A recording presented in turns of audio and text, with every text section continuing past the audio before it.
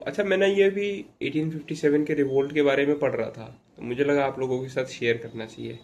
यार, सबको लगता है ना कि 1857 का रिवोल्ट सिर्फ सोल्जर्स की म्यूटिनी और वो सब जो काउस के बने हुए मुलेट्स और वो सब थे उनकी वजह से हुआ था। लेकिन अभी जब मैंने पढ़ा तो it was one of the major reason. लेकिन ऐसा होता है ना कि एक चीज के पीछे कई सारी छोटी छोटी चीजें होती हैं। तो कई मेजर रीजन ये भी थे कि भाई, सबसे पहला तो भारतीयों को ये पता चलने लगा था कि ये लोग हमारी इकोनॉमी को लेके जा रहे हैं, बस बेसिकली हमारा इकोनॉमिक डिसरप्शन कर रहे हैं और हमारी इकोनॉमी का यूटिलाइजेशन अपने सोर्स के लिए कर रहे हैं, अपने लिए कर रहे हैं।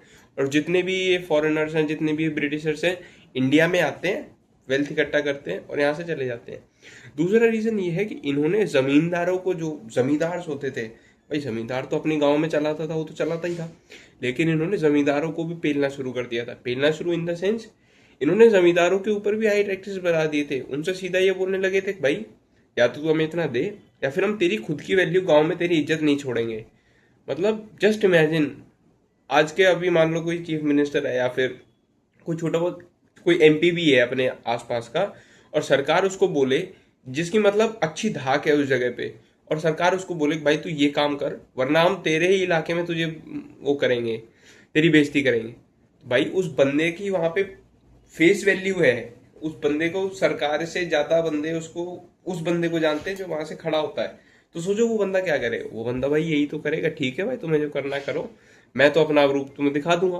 तो यही चीज, सेम चीज उस टाइम के जमींदार ने करी। जब उनको पता चला कि भाई ब्रिटिश सरकार जिसके लिए हम पैसा दे रहे हैं, जिससे हम अपने ही लोगों को एक्सप्लॉइट कर रहे हैं, जो खुद हमारी नहीं है, और जब वो हमारी नहीं है तो भाई मैं उनके लिए क्यों काम करूंगा। तो ये this was the second reason. और थर्ड रीजन वाज कि उस टाइम पे जो अपनी जो जूट सेक्शन था ना, जो आर्टिसंस और हैंडक्राफ्ट सिस्टम था, अपना जो हैंडक्राफ्ट इंडस्ट्री थी, ये बहुत स्ट्रांग थी।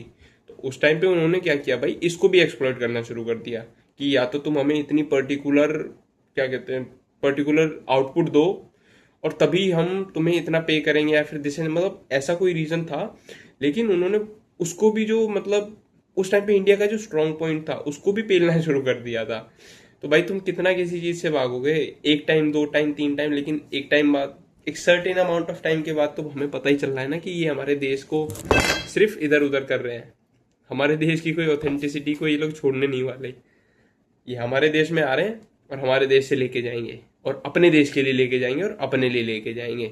इसके कई सारे एग्जाम्पल्स हैं, शायद आई बिलीव लॉर्ड इरविन थे या कर्जन थे, I am just missing out his name. पता चलेगा तो उसके बारे में भी बताऊंगा। चलो ठीक है, दिस मच।